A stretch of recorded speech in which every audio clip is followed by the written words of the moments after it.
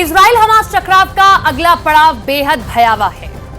Gaza युद्ध जितना विनाशकारी साबित हो रहा है, उससे कई विध्वंसकारी युद्ध का प्लॉट भी तैयार है, क्योंकि महाशक्तियां अब खाड़ी में खलबली मचाने का ऐलान कर रही हैं। सुपर पावर कहे जाने वाले कुछ मुल्कों ने इस युद्ध की टाइमलाइन फिक्स भी कर दी है। तो क्या इजराइल अब युद्ध में अकेले पड़ने वाला है? क्या प्रेसिडेंट पुतिन ने अपने एटम बम को शिफ्ट करने के लिए सिग्नल दे दिए हैं? इस स्पेशल रिपोर्ट में देखिए कैसे इजराइल हमास युद्ध के बीच हाइपरसोनिक हथियार की नुमाइश किसने की है।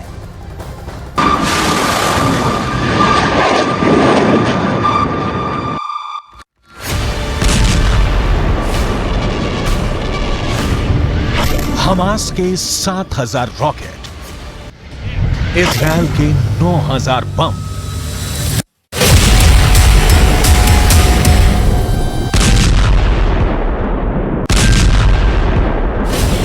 अब युद्ध में आएगा एटम बम। इजराइल का इंतकाम जारी है। इजराइल का क्रोध बेहिसाब बढ़ता जा रहा है। इजराइल की बारूदी मार तेज होती जा रही है।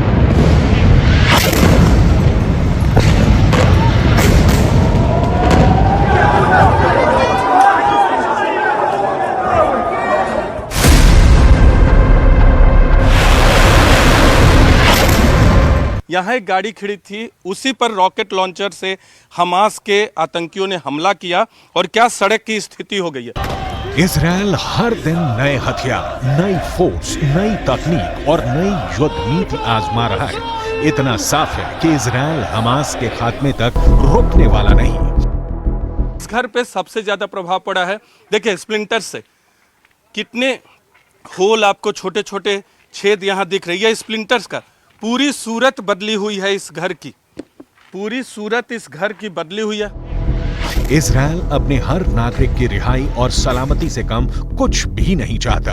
वहीं इजराइल को रोक सके इतनी जरूरत किसी अरब मुल्क में नहीं। इजराइल से टकराने की ताकत भी हमास के हितैषियों में नहीं। तो क्या ये युद्ध अब उस मोड़ तक पहुंच चुका है जहां सिर्फ तबाही है, सिर्फ और सिर्फ सर्वनाश है?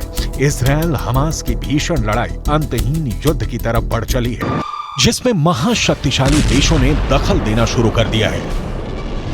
जुबानी जंग से आगे बढ़कर अब इस महायुद्ध को भड़काने का बारूदी प्लॉट बना लिया गया है। यानी अब इजराइल और हमास के बहाने मोस्ट पावरफुल मुल्क भिड़ेंगे।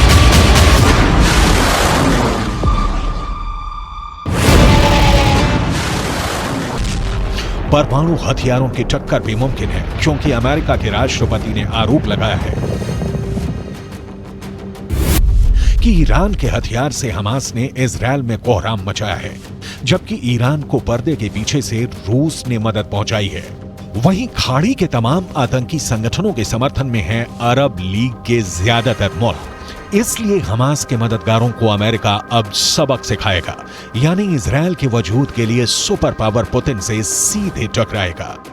इसकी बुनियादी प्रेसिडेंट जो बाइडेन ने की है। इजराइल की खातिर अमेरिका बड़े प्लान बना चुका है।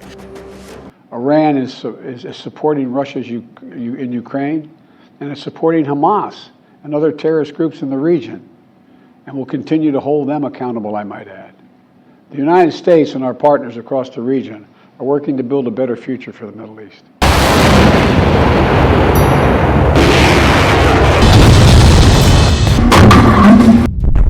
जाहिर है, अमेरिका अगर अटैक को तैयार है तो रूस भी पीछे नहीं।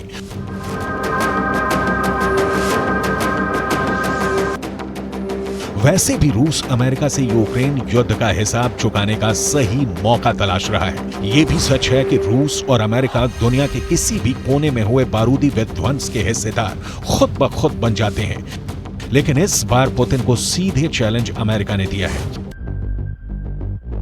हमास के हमले को बाइडेन ने यूक्रेन में रूसी सेना के खूनी कोहराम जैसा बताया है। अमेरिका के राष्ट्रपति के बयान के बाद से प्रेसिडेंट पुतिन एक्शन मोड में है। इसका सबूत है ईरान की तरफ से आई इजराइल को यह धमकी कि ईरान किसी भी वक्त गाजा ऑपरेशन में सीधे दखल दे सकता है। अगर ऐसा हुआ तो यकीन मानिए कि युद्ध की विभीषिका का अंदाजा भी नहीं लगाया जा सकेगा। वजह क्या है तो ये जानिए। ईरान के पास अरब देशों में सबसे ज्यादा विनाशकारी मिसाइलों का गोदाम है। ईरान के अंडरग्राउंड मिसाइल बेस में हुए विध्वंसक हमलों को दुनिया ने भी देखा है। ईरान ने ये मिसाइल अटैक इराक में अमेरिकी सैन्य अड्डों पर तब किए थे जब Quds force commander Qasem Soleimani को मार दिया गया था। अमेरिका के सैन्य अड्डों को मिसाइल से दहला देने वाले ईरान के पास पूरे इजरायल को धुआं करने की ताकत है। ईरान अगर युद्ध में उतरा तो इजरायल को जिन मिसाइलों से सबसे ज्यादा खतरा है उनकी डिटेल भी देखिए।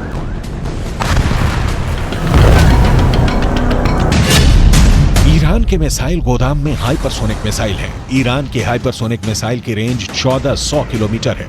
इसे मौजूदा वक्त का कोई भी एंटी डिफेंस सिस्टम नहीं रोक सकता है। यह मिसाइल 1 सेकंड में भी कम समय में 1 किलोमीटर की रफ्तार तय करती है। ईरान रिवॉल्यूशनरी गार्ड ने इस मिसाइल को फतह नाम दिया है। बीते जून महीने में ईरान ने इस मिसाइल को हमले के लिए तैयार कर लिया है।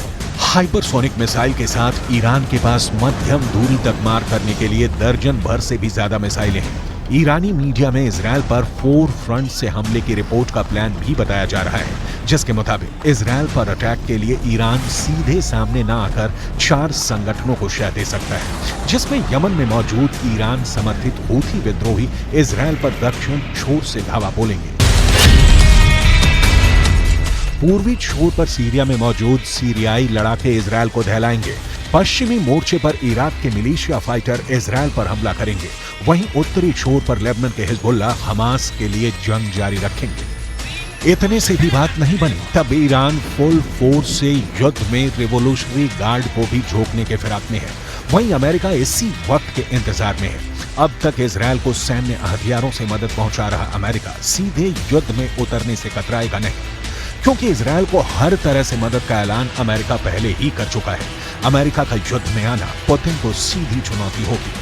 रूस यूक्रेन युद्ध का बदला अमेरिका से इस फ्रंट पर लेने को तैयार है। पुतिन आर्मी सीधे तौर पर भले ही इस युद्ध में शरीक ना हो, लेकिन रूस परमाणु हथियारों की शिफ्टिंग का दांव यहां भी आजमाएगा। यूक्रेन युद्ध के वक्त पुतिन ने अपने एटमी हथियारों की बेलारूस में तैनाती कर युद्ध का रुख मोड़ दिया था। अमेरिका की सेंट्रल इंटेलिजेंस एजेंसी ने फरवरी 2023 के अंत में रिपोर्ट दी थी कि रूसी रक्षा मंत्रालय ने स्कंदर मिसाइलों को बेलारूस के ओसीपोविची शहर में तैनात किया। रूस के परमाणु हथियारों की तैनाती वाला बेलारूसी बेस एक खाली सैन्य अड्डे के करीब है।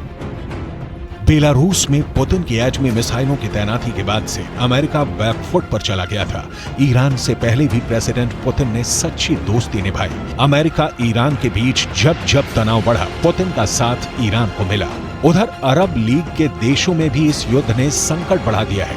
सबसे बड़ी मुश्किल में सऊदी अरब जैसे मुल्क फंस चुके हैं। सऊदी क्राउन प्रिंस मोहम्मद बिन सलमान की दुविधा ये है कि वो इजरायल से नई दोस्ती निभाएं या फिर ईरान जैसे दुश्मन की तरफ खड़े हो जाएं। मजहबी मजबूरियों के चलते सऊदी क्राउन प्रिंस हमास की हिमायत करते आ रहे हैं। हालांकि इसी के चलते उन्हें ईरान जैसे कट्टर दुश्मन मुल्क के खेमे में भी जाने का खतरा है। प्रिंस सलमान ईरान को अपने मुल्क के लिए सबसे बड़ा खतरा मानते हैं। प्रिंस सलमान ने ईरान के न्यूक्लियर प्रोग्राम को अब पूरे अरब जगत के लिए खतरा बताया है। हालांकि हमास इजरायल के युद्ध में सऊदी अरब फिलिस्तीन का समर्थन करता आ रहा है। वहीं एक और ताकतवर देश तुर्की इस वॉर को भड़काने के मंसूबे जाहिर कर चुका है। इजरायल के हमले को तुर्की के राष्ट्रपति ने मानवता पर हमला बताकर अपने इरादे साफ कर दिए हैं। इन सभी बातों से साफ है कि इजरायल ने युद्ध को खत्म करने में ज्यादा देर की तो खामियाजा पूरी इंसानियत को भुगतना होगा, क्योंकि परमाणु हथियारों के इस्तेमाल का अंजाम पूरी दुनिया जानती है। नरसंहार के ये हथियार अगर इस्तेमाल हुए तो कई मुल्कों का वजूद इस धरती से मिट सकता है।